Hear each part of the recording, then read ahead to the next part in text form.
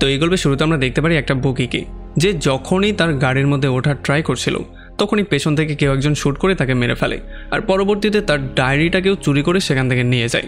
আর তখন এদিকে অন্য একটা বুকির উপরেও আক্রমণ করা হয়, এখানেও তাকে মেরে ফেলে তার গ্যাম্বলিং হিস্ট্রিওয়ালার ডায়েরিটাকেও চুরি করে নিয়ে যায়। তো এখান থেকে সিন চলে আসে এই ট্রেন স্টেশনে। এখানে আমরা স্মিথ নামের এই বৃদ্ধকে নিক নামের এই লোকটাকে একটা গল্প শোনাতে দেখতে পারি। আসলে সে ম্যাক্স নামের একটা লোক এবং তার ঘোড়ার রেসিং সম্পর্কে বলছিল। সে তাকে বলছিল যে আজ থেকে 2 দশক আগে হর্স রেসিং অনেক বেশি পপুলার ছিল। তখন একটা প্রস্টিটিউট এই খবরটা পেয়ে গিয়েছিল যে কালকে একটা হর্সকে ইনজেকশন দিয়ে অনেক বেশি পাওয়ারফুল করা হবে, এই জন্য কালকে সকালবেলা যে রেসিংটা হবে সেখানে সেই ঘোড়াটাই উইন করবে। এখন যখন এই প্রস্টিটিউট এই খবরটা ছড়িয়ে দেয় তখন তার অন্য একটা বসও এই খবরটা পেয়ে যায়। তবে যখন তারা নিজেদের মধ্যে এটা নিয়ে কথাবার্তা বলছিল তখন একটা ওয়েটার তাদের কথাবার্তাগুলো শুনে ফেলে।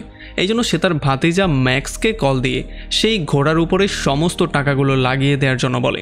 এই জন্য এখন ম্যাক্স যেহেতু এটা শিওর হয়ে গেছে যে কালকে সেই ঘোড়াটাই উইন করবে, এই জন্য সে অনেক বেশি টাকা লোন করে সমস্ত টাকাগুলো সেই ঘোড়ার উপরে লাগিয়ে দেয়। তবে আসলে ড্রাগের ওভারডোজের জন্য পরদিন যখন রেসটা শুরু হয়ে যায় তখন সেই ঘোড়াটা মাঝপথেই পড়ে যায়, এই জন্য ম্যাক্সের সমস্ত টাকা ডুবে যায়। আর যখন ম্যাক্স এই ব্যাপারগুলো কোনোভাবেই হ্যান্ডেল করতে পারছিল না তখন সে বুকির কাছে এসে সমস্ত সিচুয়েশনটা এক্সপ্লেন করে বলার ট্রাই করে। তবে বুকিও তাকে স্পষ্ট এটা জানিয়ে দেয় যে এই সমস্ত টাকাগুলো মাফিয়া বসদের, সো এখানে আমি কিছুই করতে পারবো না। আর যখন এগুলো হওয়ার পরে সে বাইরে তার গাড়ির কাছে আসে তখন ম্যাক্স তার ছেলে হ্যানরিকে কোনো জায়গায় খুঁজে পাচ্ছিল না। আর তখন ম্যাক্স এই জিনিসটাও জানতে পারে যে তার ওয়াইফ এবং তার ছেলে দুজনকেই সেই মাফিয়ারা শেষ করে দিয়েছে, আর একটা পর্যায়ে তারা ম্যাক্সকেও শেষ করে দিয়েছিল।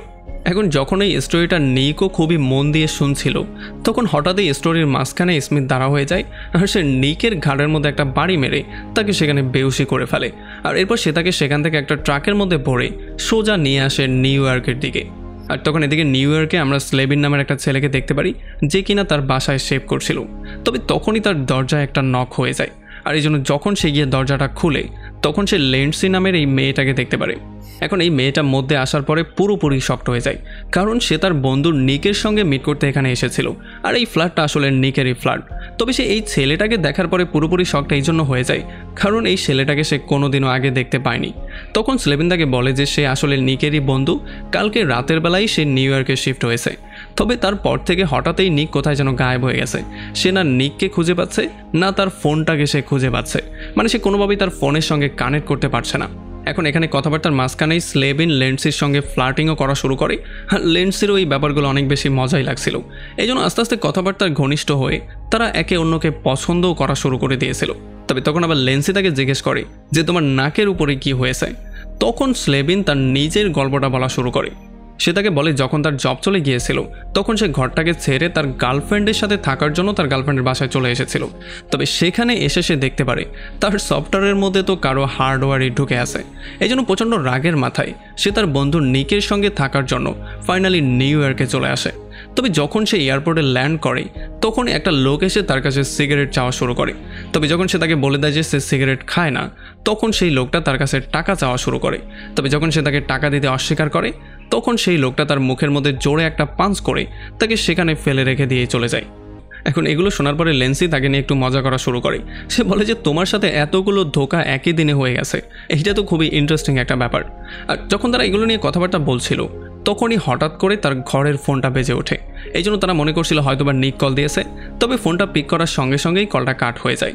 আর যখন তারা আবারও সেই নাম্বারে ডায়াল করে তখন তারা জানতে পারে এই কলটা কোনো একটা হোটেল রিলেটেড ছিল। এই জন্য কলটাকে রেখে দেওয়ার পরে লেন্সি তাকে বলে যে আমার কাজ করতে বাইরে যেতে হবে, মানে আমার একটা গুরুত্বপূর্ণ কাজ আছে, সো তুমি এখানেই থাকো, আমি বাইরে থেকে আসছি। আর যখন সে বাইরে বেরিয়ে চলে যায় তখনই নিকের ডোরবেলে আরও একবার নক হয়। আর তখন স্লেবিনের মনে হচ্ছিল হয়তোবা সে আবারও ব্যাক করেছে বা হয়তোবা সে কিছু একটা ভুলে গেছে। এই জন্য যখনই সে দরজাটা ওপেন করে তখন সে দেখতে পারে সেখানে সেই মেয়েটা ছিলই না, সেখানে ছিল এই দুইটা লোক যারা কিনা কোনো একটা দ্য বসের ওয়ার্ডারে এই রুমের মধ্যে কিছু একটা নেয়ার জন্য এসেছিল।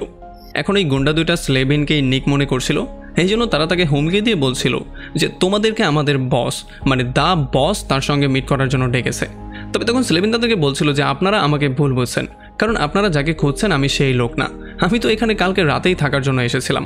তবে আসলে এখন তার পরিস্থিতি সম্পূর্ণ ভিন্ন ছিল, কারণ সে চাইলেও নিজেকে প্রুভ করতে পারতো না, কারণ তার পাসটা চুরি হয়ে গেছে। এই জন্য এই গুন্ডারা তাদের ওয়ার্ডার ফলো করার জন্য তাকে হুমকি দামকি দিয়ে নানান ওয়েতে টর্চার করে তাকে ফাইনালি তাদের বসের সঙ্গে মিট করাতে নিয়ে যায়, কারণ যেহেতু তারা মনে করছিল এই লোকটাই হচ্ছে গিয়ে নিক।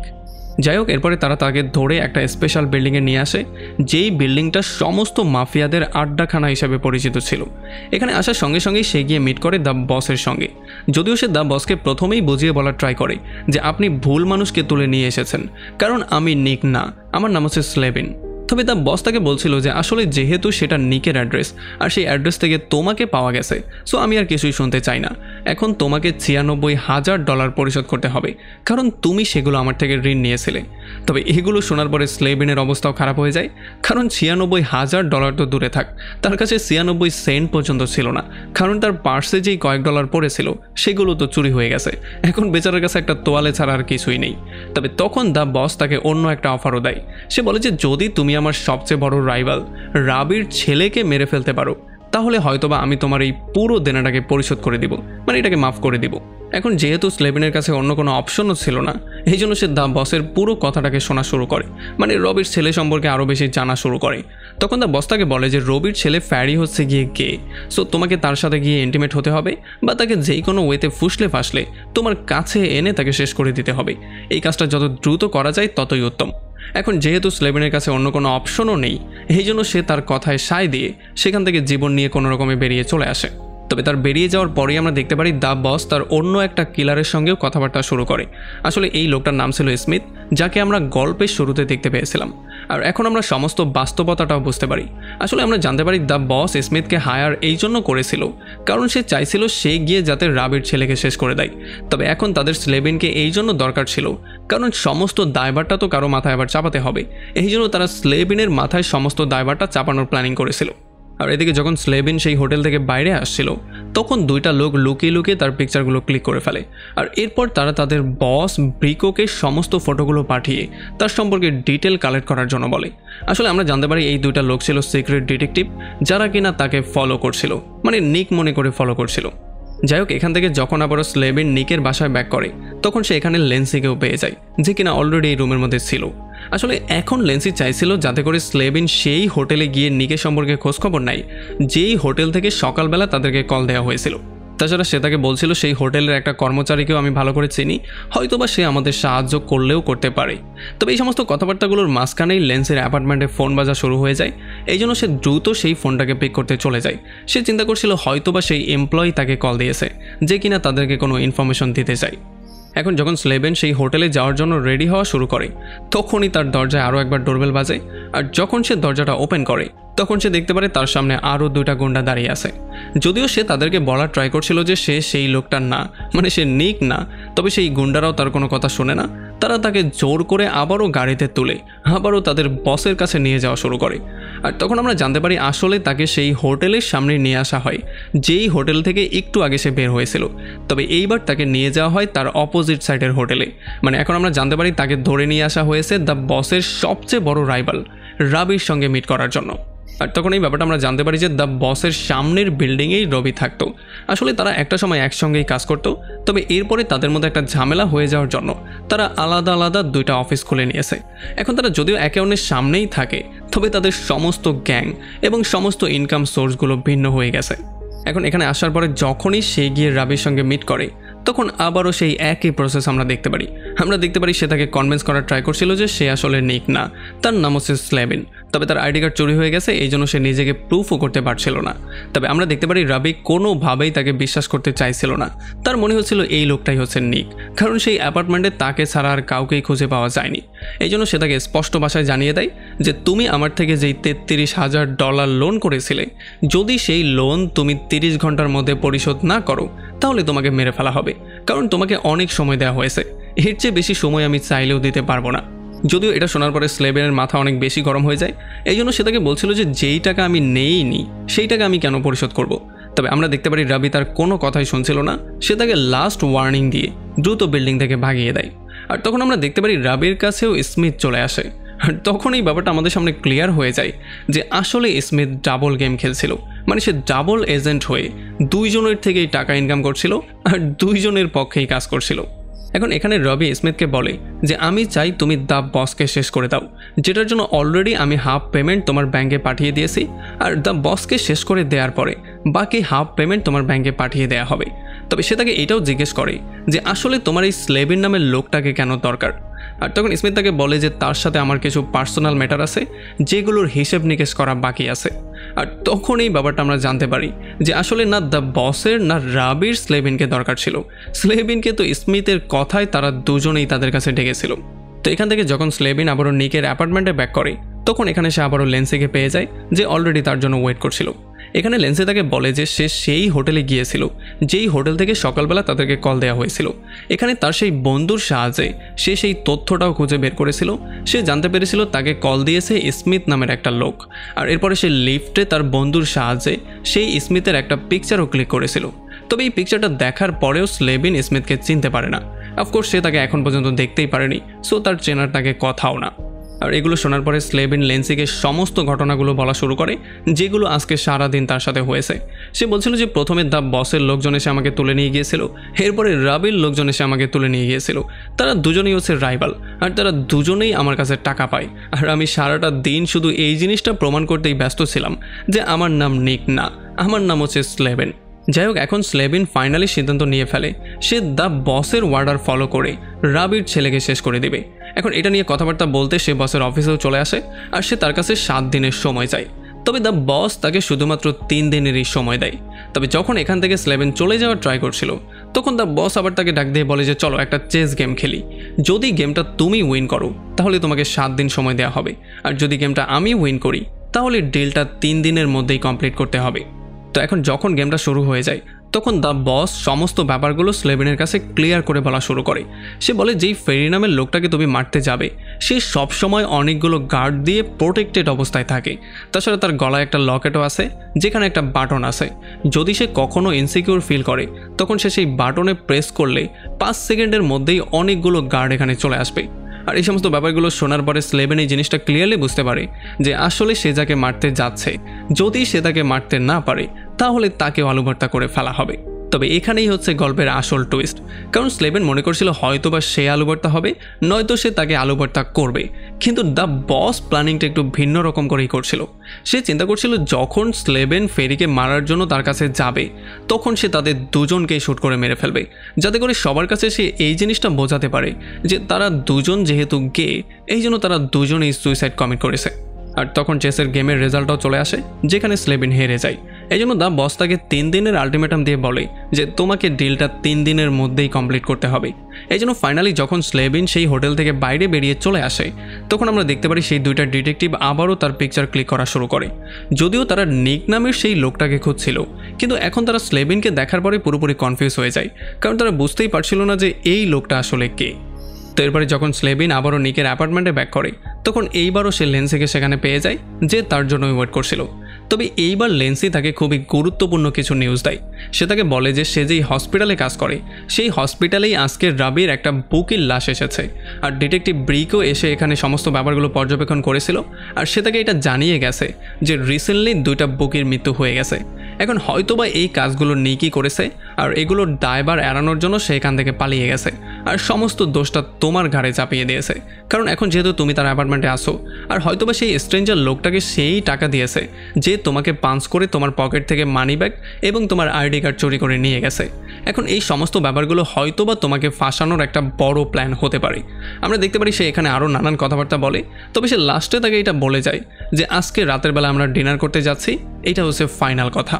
তো এরপরে রাতের বেলায় যখন তারা ডিনার করতে যায় তখন হঠাৎই স্লেবিন নোটিস করে যে এই রেস্টুরেন্টের পাশেরই একটা টেবিলে দ্য ফ্যারি নামের সেই লোকটা বসে আছে।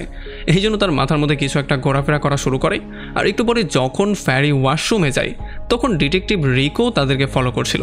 তবে ডিটেকটিভ রিকো যতক্ষণে তার কাজ পর্যন্ত যেত তার আগেই সে দরজাটা লক করে দেয়।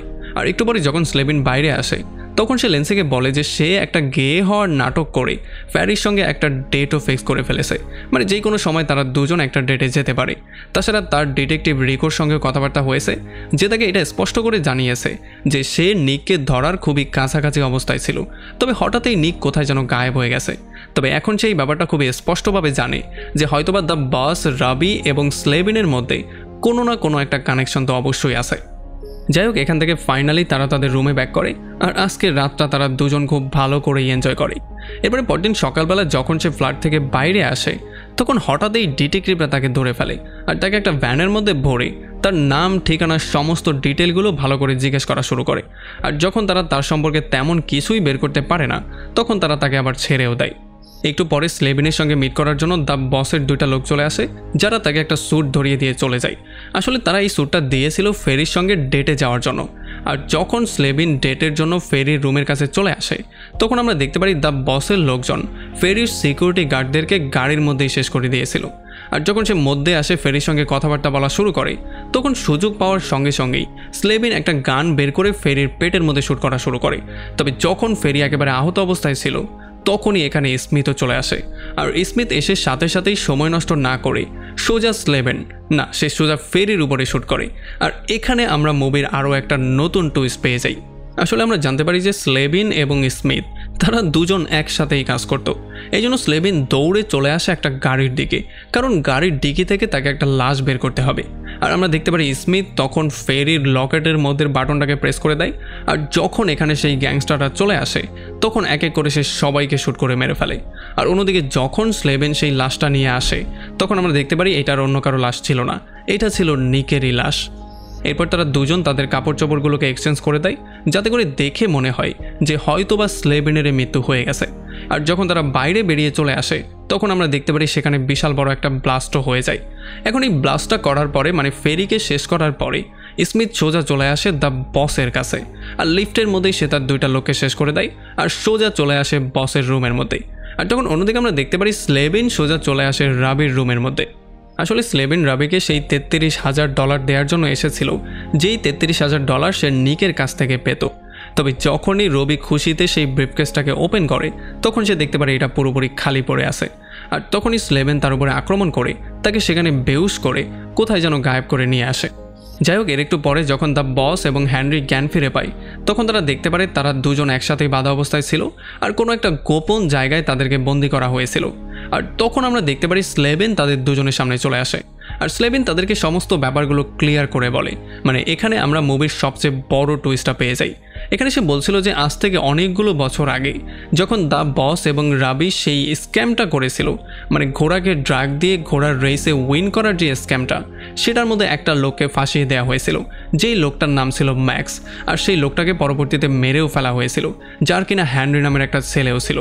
আর তখন এই ব্যাপারটা আমরা জানতে পারি যে হেনরি নামের সেই ছেলেটার অন্য কেউ না, সেটা হচ্ছে স্লেবিন নিজে।